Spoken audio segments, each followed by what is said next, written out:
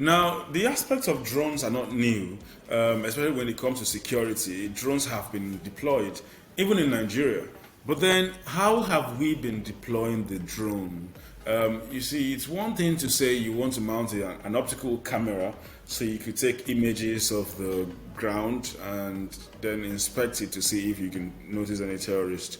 But what if the terrorists are hiding under forest canopies or caves or something? There is that limitation. So for me, I got bothered about the fact that the story we hear is that we don't know where the terrorists are. And I feel if you don't know where the terrorists are, how can you win? How can you attack? How can you even know what you're even doing?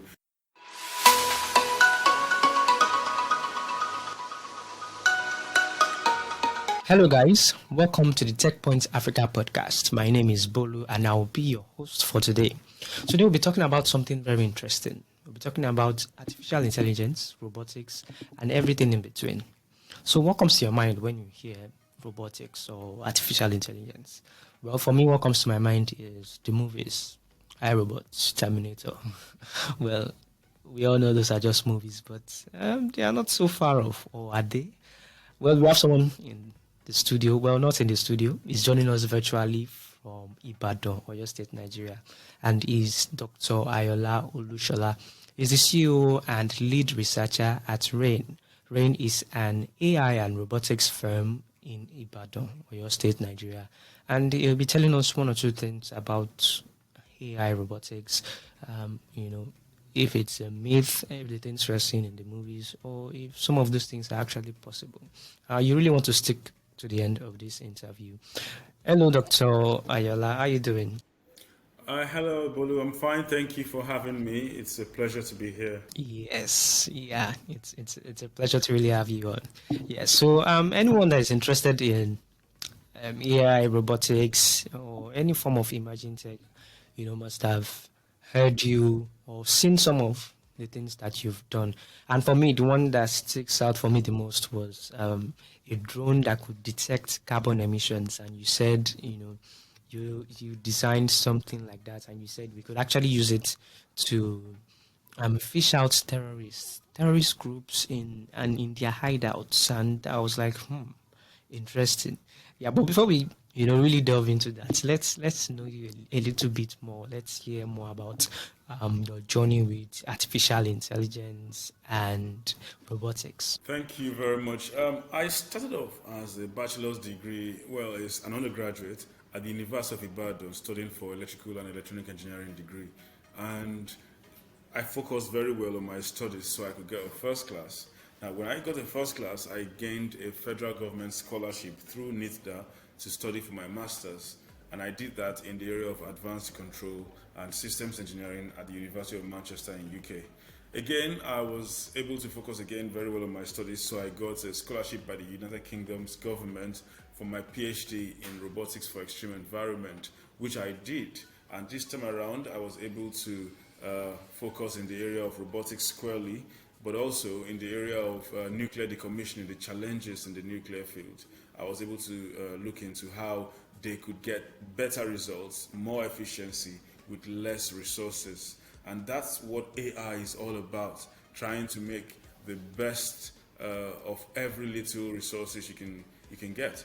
And my postdoctoral research experience was also in that area of robotics, but this time around hands-on, building actual robots for use in the nuclear field.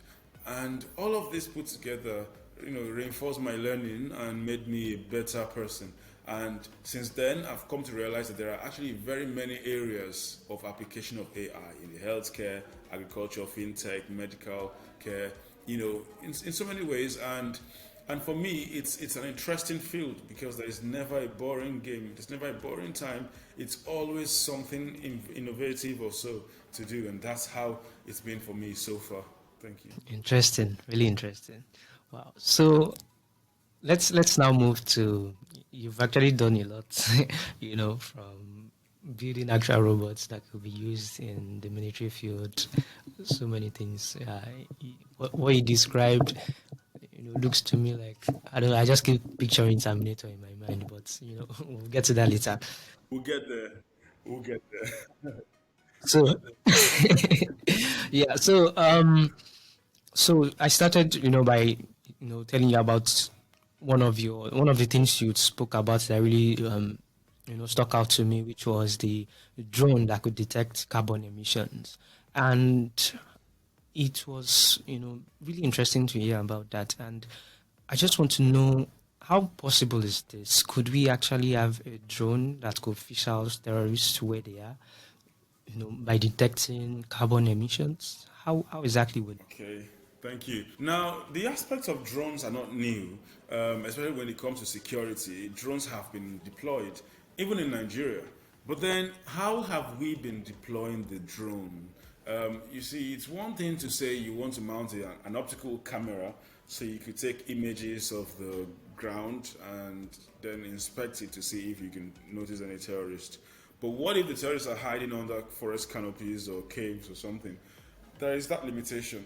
So for me, I got bothered about the fact that the story we hear is that we don't know where the terrorists are. And I feel if you don't know where the terrorists are, how can you win? How can you attack? How can you even know what you're even doing? So the first step in my case was, let's get to support the government to know where anyone anywhere is in a forest area. And we all agree that in a forest area, it's highly oxygenated. So any spike, any activity of humans, such as cooking or transportation by bikes or the use of generators and so on, will create a spike in the carbon emissions there. So if there's a way we can deploy any method to sweep the atmosphere to know if there's been a spike in carbon emission, then we have a way of detecting the presence of human activities in that forested area.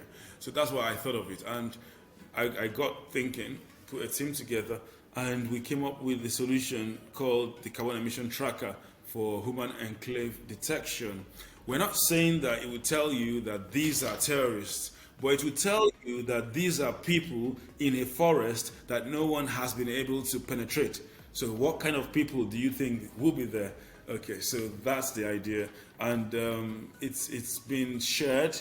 The intelligence has been shared with those in the appropriate agencies of government, and it's been deployed. It's been looked into, and that, I think, is the spirit, because it's not about us doing it. It's about us sharing intelligence, sharing ideas. As a consultant, that's all that I need to do, and let those who have what it takes, the resources, to put that to use. And I think that's what has been happening so far. Very interesting.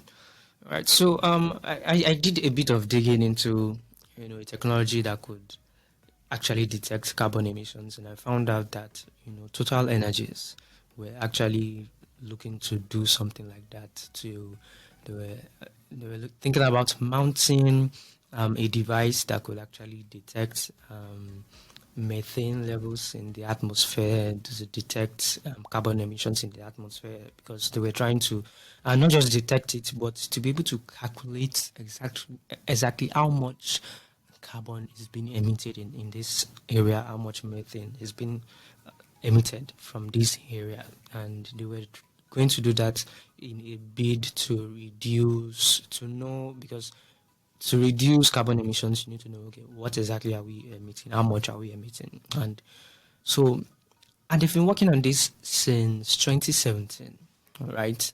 And I just want to know, Total Energies, with their resources, of course, they have the resources, they have the human resources, capital resources, where it took them approximately 5 years to do this. And, you alone, how were you able to, was it that you already discovered this, heard of this solution somewhere, or is just, and then you thought about, okay, let's bring it into the military and let's see how it works to help us fight insurgency? Or how were you able to go about it with your limited resources? Okay, thank you very much. Now, you see, the thing about technology is that it might take someone 10 years to develop a particular solution, but in the 10th year, 10 other people might come up with that solution. Because the only reason it took them 10 years is because the technology that could have solved that problem had not yet been discovered. And by the time it got discovered, it was like everybody starting on the same level. So that's how I want to picture that. But beyond that explanation, Total Energies, what they were looking into is the ultralight spectrometer. And that method basically uses infrared light and some others to detect the presence of these gases in air. So they are looking at imagery. It's sort of an imaging system, which is different from what we have in the carbon emission tracker. So the carbon emission tracker, unlike that other one, is not an imagery system trying to look into the atmosphere and see carbon monoxide. Rather, we are sensing carbon monoxide by, if I may say, by smell. So it's different from sensing it by sight, but not by smell really. It's by collecting samples within the atmosphere and across that space. Now, not just that, we also have a theory which has been a result of several other researches from other people that has been able to show the trajectory of carbon emissions in the atmosphere. So depending on the altitude, depending on the GPS location that you are currently collecting that sample, we would be able to extrapolate the original ground source of that emission. And that's the way it's been done. Now, the motive has been different from Total. Total Energy's motive has been to, they already know that they have carbon emission, they can see the flames. What they want is to quantify how much emissions are being generated from all of their gas plants and all that. And that's been the reason for that extreme research for accuracy in quantifying. But in our case, we're only trying to detect, not quantify, such that when we detect a spike, we know that this could not have happened naturally. It's due to human activities in that area. Now, so for us, we're not trying to be as accurate or precise in numbers. Rather, we're just trying to detect and move across the entire space till we can detect where the spikes are perhaps the highest in its emission. So that's the difference. But even with that, you can be sure that over more decades, this particular solution will be further developed. The most important thing is that let's get it to use now that we need it as a matter of life and death, and eventually more advancement can be taken, and that will be for other uses in the future. Okay. Thank you so much for clearing that up. So, I think this is a very important technological solution. I'm sure you admit, I'm sure you agree with me, because insecurity has been an issue for a lot of people in some parts of Nigeria for a very long time now. And how much of a response have you gotten from the government with this solution that you've brought forward? Tremendous support from the government, not in cash, because I'm not asking the government for funds, rather in terms of acceptance, in terms of collaborations, there has been tremendous support from the government agencies. I'm talking about the military agencies, the research agencies of government, and that is actually phenomenal, where it's very clear to me that the federal government, and I mean all their agencies, are waiting, looking for, and ready to adopt any technology that is applicable to their to their field. And it has created that opportunity for even more technological collaborations, because apart from the carbon emission tracker drone, we have many other solutions, the unmanned vehicle and others that could be deployed in the area of security, even purely software-based solutions as well for emergency rescue. And we've been able to interact with them even more, learn more about other problems that they have, and look into profiling the solutions. So I think what is the biggest gain for me here is that there is that synergy and that interaction going on to make sure that whatever challenges they are facing, while they look for solutions abroad, we can also look inwards, in-house, for the solution. And it's for us a great opportunity to have access to such challenges, so that when we solve them, we know that we are dealing with real problems. Interesting. looking for solutions in-house. Yeah, there are a lot of technological solutions that we've looked outside for. But before we talk more about those solutions, let's just take an ad from the people paying our house rent briefly, and we'll be back shortly. Hi, I'm Abisola Adenoga, the head of business at Techpoint Africa. Did you know that you could present yourself as a reputable brand leader? Did you know that your business can get the limelight it deserves? Now you do. Using Techpoint Africa's marketing tools, we can put you in the faces of a large audience for brand awareness and thought leadership. To do this, reach out to us by sending an email to business@techpoint.africa or click on the link in the description below.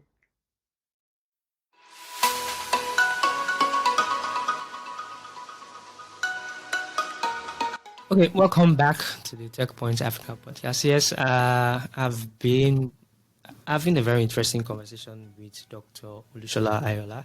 I'm the founder and lead researcher at RAIN, and he has, been telling me about some really interesting things, the interesting collaborations with the Nigerian military, and a kind of drone that can actually help us detect terrorists activities by detecting carbon emission levels at any location. All right, yeah. So we're talking about I just something I took from your last statement, which was looking for technological solutions in house. I'm sure you would agree with me that when it comes to deep tech, right? And I'm sure what you do qualifies as deep tech. It qualifies as emerging tech. It's not. It's space we see a lot of people play in. All right. What exactly would you say is the problem? I've asked these questions from a lot of people doing things like this, right? And I know the answer might not be that different, but I just want to see things from another perspective. So, what's the problem? Why are most people looking towards software? It's all software in the Nigerian tech ecosystem. It's all software. Why is deep tech being neglected? Thank you. The aspect of deep tech is that it's involving. It requires a lot of investment and a lot of time and expertise, and it also requires some sort of comfort. Where you're doing it as a full-time job and not a part-time job. Deep tech requires that you have a laboratory, you have a space where you can do your work, you have clients that are real time, real problems, and all of that. For me, I think the real problem is that most of our people, most of the users of tech in Nigeria prefer to rely on external, foreign technology. And so anybody that wants to import solutions in tech, for anybody who wants to build solutions in tech, would look at how much patronage will they get. Even the software, the reason you are seeing most of them in Nigeria is because many of their clients are foreign, remote clients, people who can access their services remotely over the internet. But when it comes to patronage here in Nigeria, you find most companies still outsourcing their tech solutions, whether it's hardware or software. So, unfortunately, when it's hardware, it's difficult for you to say you have clients abroad that you are servicing, even though I believe it's very possible to do that if one is able to strategically plan the business. So I think that's the major challenge. And the solution is going to be for government to make a deliberate effort, which is expected of government through the startup bill, to enhance local production or ensure that most companies in Nigeria patronize local or indigenous tech solutions. And it must also start from the government. The government has to make sure that, for example, hospitals are digitized, just like how they've made the broadcasting corporations to be digitized as well. And then ensure that the technology is homegrown, and all of that. I think we have the capacity here in Nigeria. We just need the drive and the determination to put all of these resources to use. Take, for example, we have the Space Research Development Agency, NASDA, and they have access to space satellite data. We can make sure we deploy that for local needs rather than all relying on foreign satellites. So if we can create the avenue more people would see it profitable and would want to go into this. And lastly, the access to raw materials, to resources, is also a big challenge where you have to now buy from China. And to buy from China, you need foreign exchange. And it's very difficult to pay with your Naira card on any global platform at the moment. It's a big challenge. So I think all of these things put together are the real challenges, but it starts with getting that determination right. Let's ensure that people make use of indigenous technological solutions, and then we can now make sure that the environment is available for them to solve problems for people. All right. Yes. I think, and those are really important things that the government need to look into. And my next question now is, it's still a bit on what we just said, but okay, yes, the government has a lot to do, and it's obvious. But regarding individuals, right, in the software space that we have already now, we have a lot of tech companies popping up every day, raising money, doing a lot of things. And like you rightly said, right, it's all a matter of, profitability and things like that. And, hardware requires a lot of funding.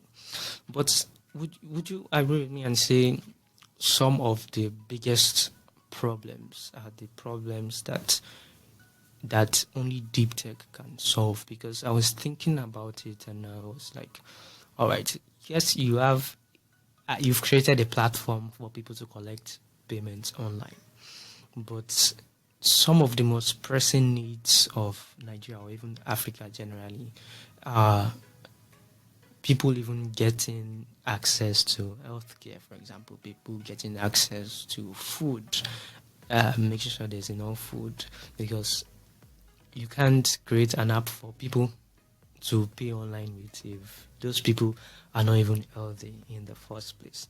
So is there anything that people that are already in the space, right, in the tech space already, people that are already building all these amazing apps that we already have, software applications, is there any role for them to play in making sure that the tech that I think, in my opinion, you might tell me if I'm wrong, that I think, in my opinion, matters the most? Is there anything they can do besides just, the government doing something? Yes, there is, and there are things they can do. As players in the field, they understand the space very well, and they understand the pain that we face. So I think players in this field, those who are already into software technology, can actually decide. Okay, it has to be a deliberate decision to move into hardware.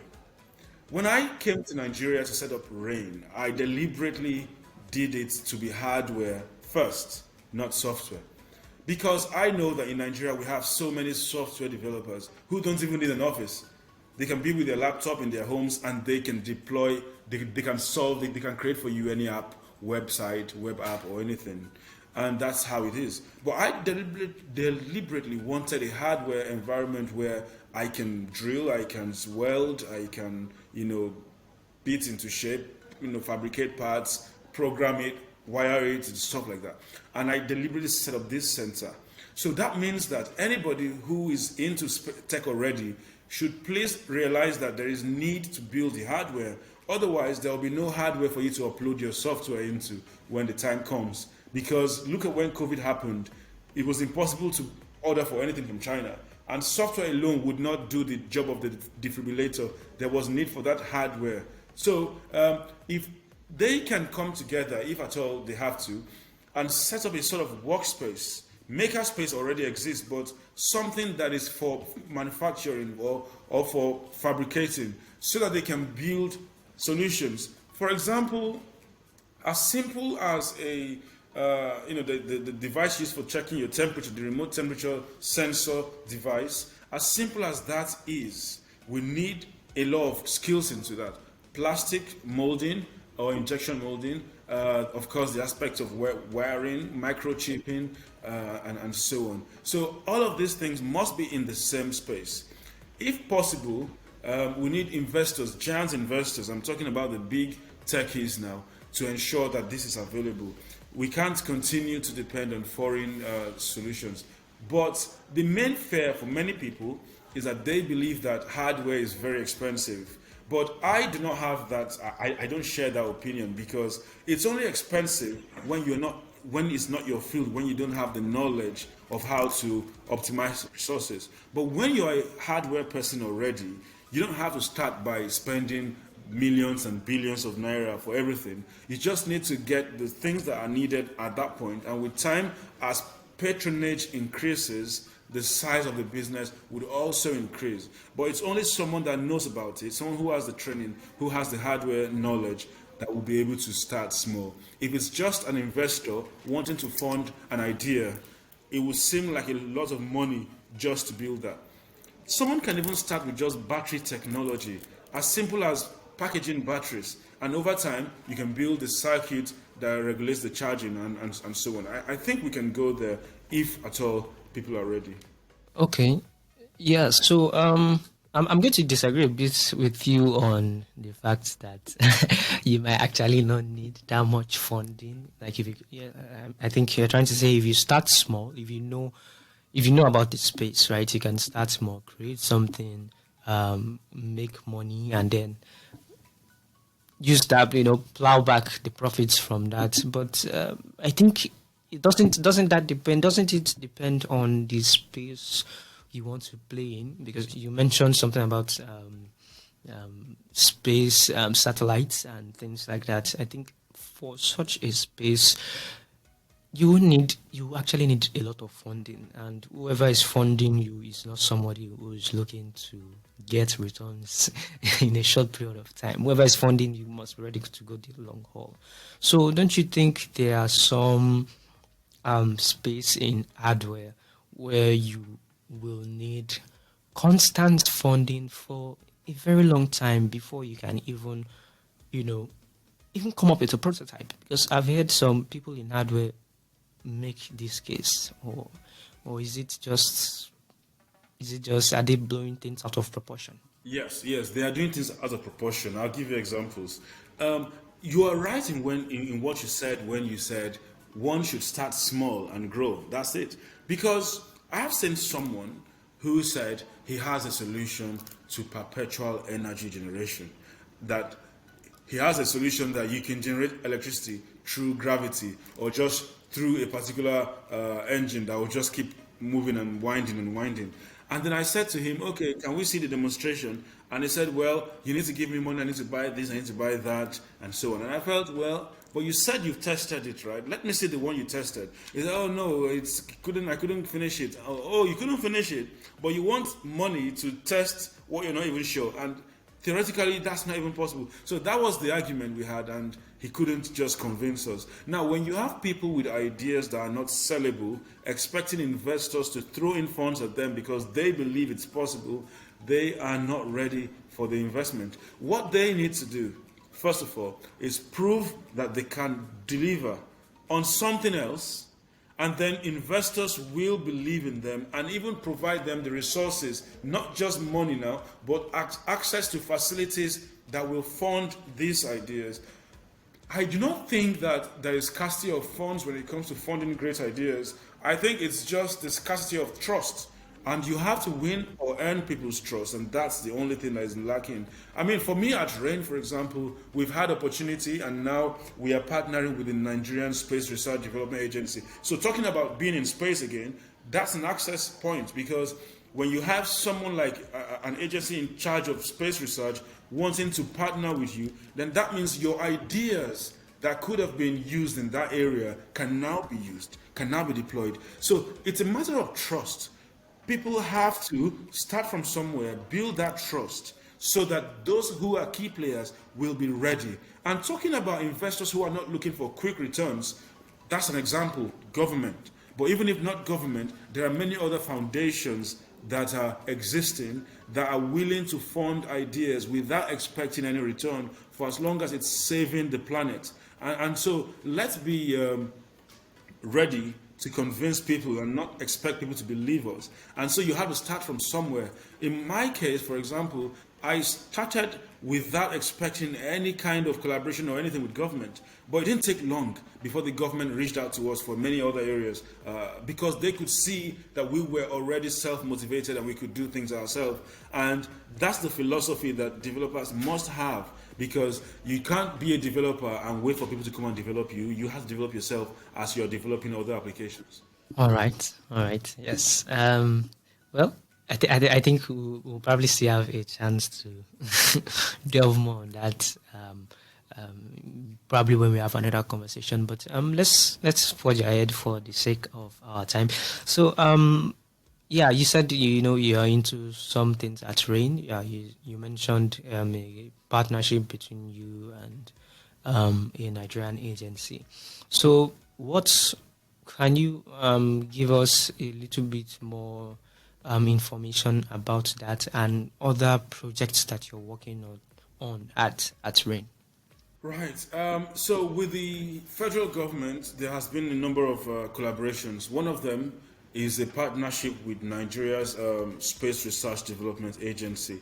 And now that is for us to partner with them to bring solutions that will be very vital to Nigeria's tech innovation development. And one of them is the use of drones for mapping, for example, the use of drones for detecting, let me say, urban usage, if I may use the word, and many other innovations that the federal government, through NASDA, will enhance and make available to the people. Now, secondly, there's the other one called NITDA, which has a scheme called NAVSA. NITDA stands for National Information Technology Development Agency, and NAVSA is a scheme that they developed called National Adopted Village for Smart Agriculture. Now, what we've done with NITDA is to build IoT devices for farmers that allows them to control their farm irrigation or their poultry temperature from their homes. And we did that in collaboration with NITDA. So that has been deployed in Jigawa and Abeokuta. Then, of course, with the police, we have a traffic light system that we donated, which is supposed to be a model that allows, in case the police are not on duty on a weekend or a Sunday, or God forbid any kind of protest that makes the police want to stay at home, then that traffic system can be allowed to operate. And it's mobile. It's not like the normal ones that are fixed. This can be deployed to the junction. There is also what we've done for private organizations, in the area of home automation, in the area of logistics. We have projects that we're actually doing. There is one particular project we call IMOB, Industrial Mobile Robotic Platform. It's a vehicle, ground vehicle, that is autonomous or getting to that point of being autonomous. At the moment, it's speech controlled. It's got ability to drive within a controlled environment. And it can carry 250 kilograms of payload. Now, this competes favorably with that of Canada's, they have a company in Canada which has a robot like this, but theirs cannot carry as much as ours can carry. So it's the application of the technology that is ingenious in what we've done to allow for that. And not only that, ours makes little or no noise at all, while theirs makes a lot of noise.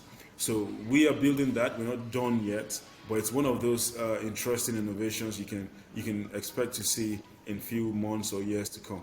So we have many other projects that we are doing software related in the area of fintech and medtech. We had a solution we worked on with the Physiotherapy Association, which has to do with exoskeleton for those who are suffering from upper limb dysfunctions, and many more of that will be coming up with other fields like the accounting field and so on in the future.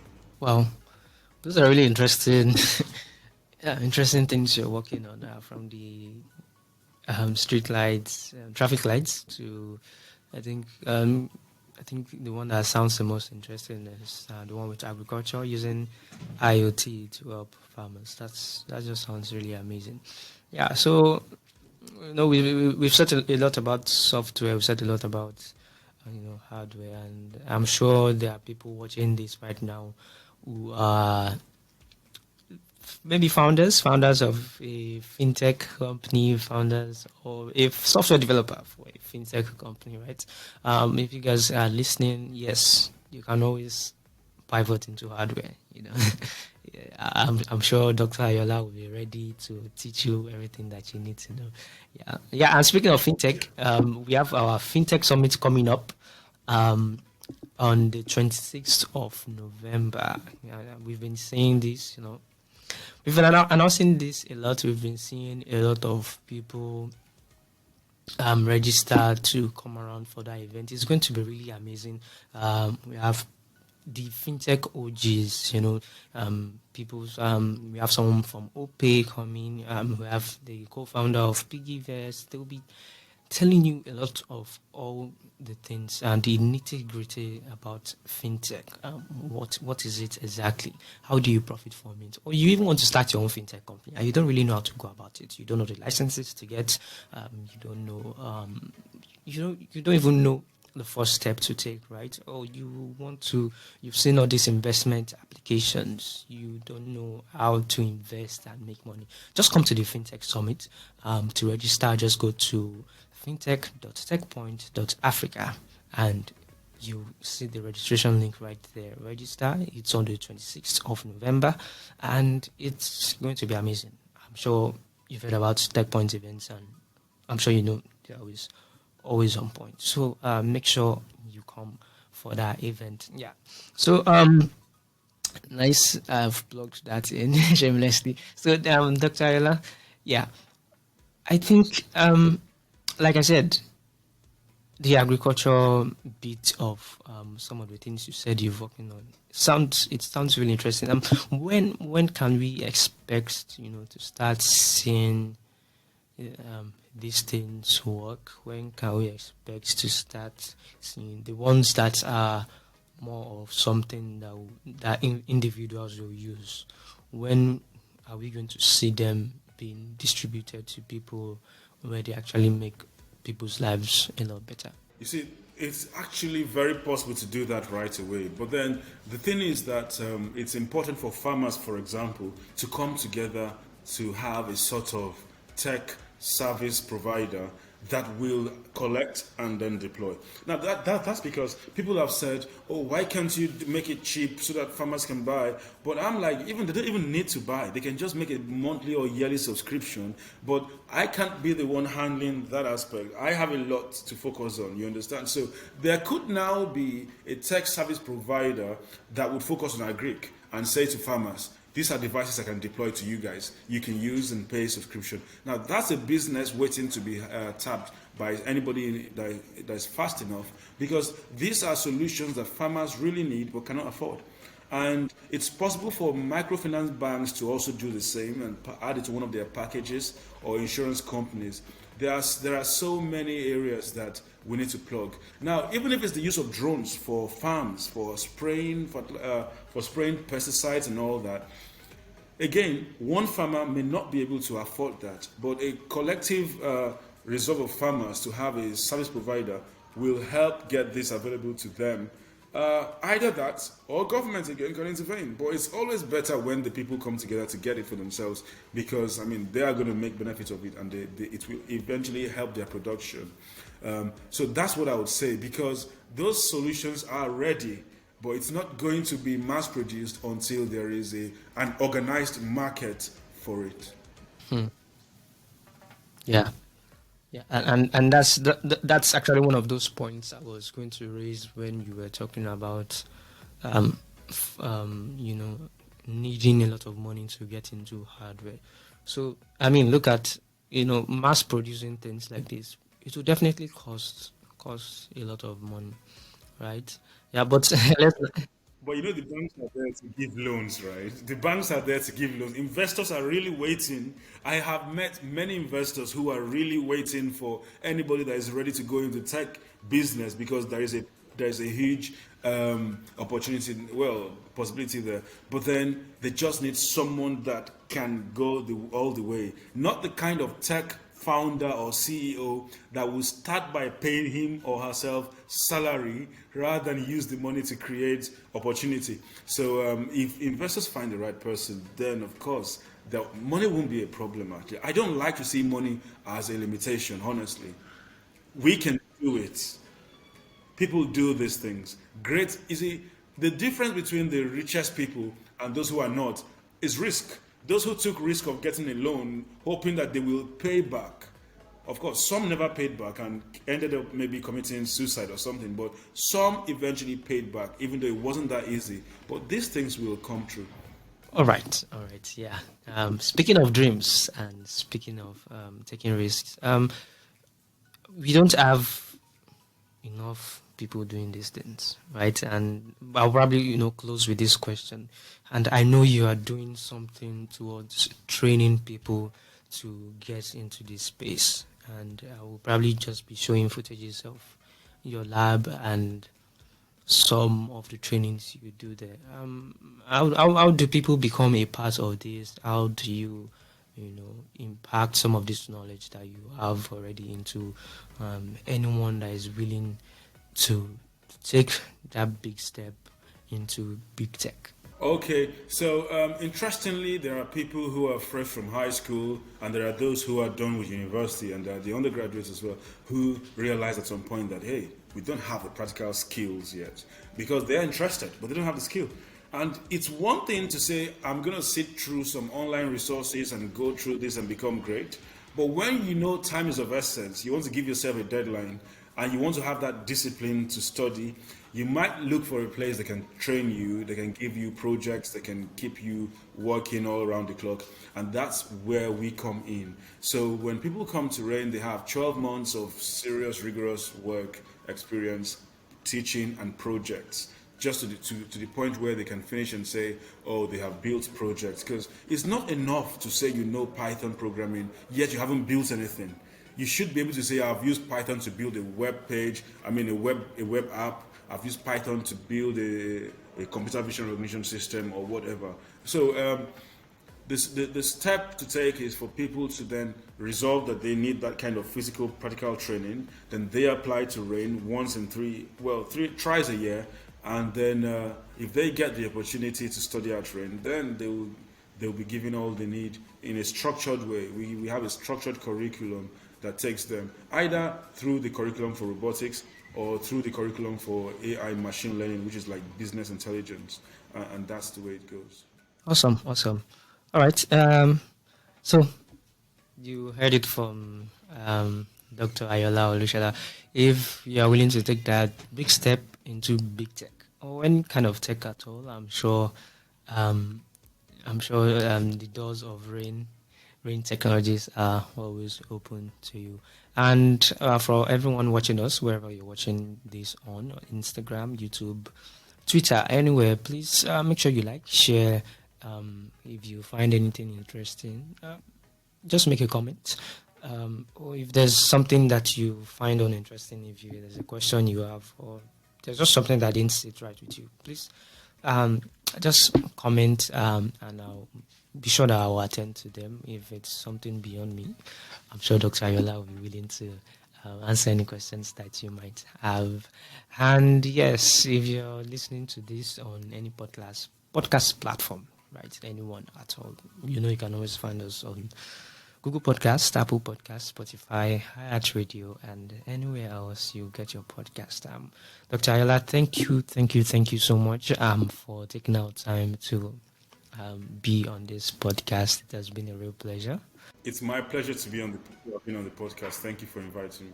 You're welcome. And I'm sure this is definitely not going to be our last conversation. We'll still have, be calling you to, getting some expert opinions in the space of hardware, space of AI, space of deep tech. You can be sure I'll respond. Yes, you can be sure I'll respond. Awesome. All right. Thank you, everyone. Thank you so much. Thank you. All right. So this is the end of the podcast. Like I said, make sure you comment whatever I did that you don't like. Just let me know. All right. So bye for now, and I will see you in the next one.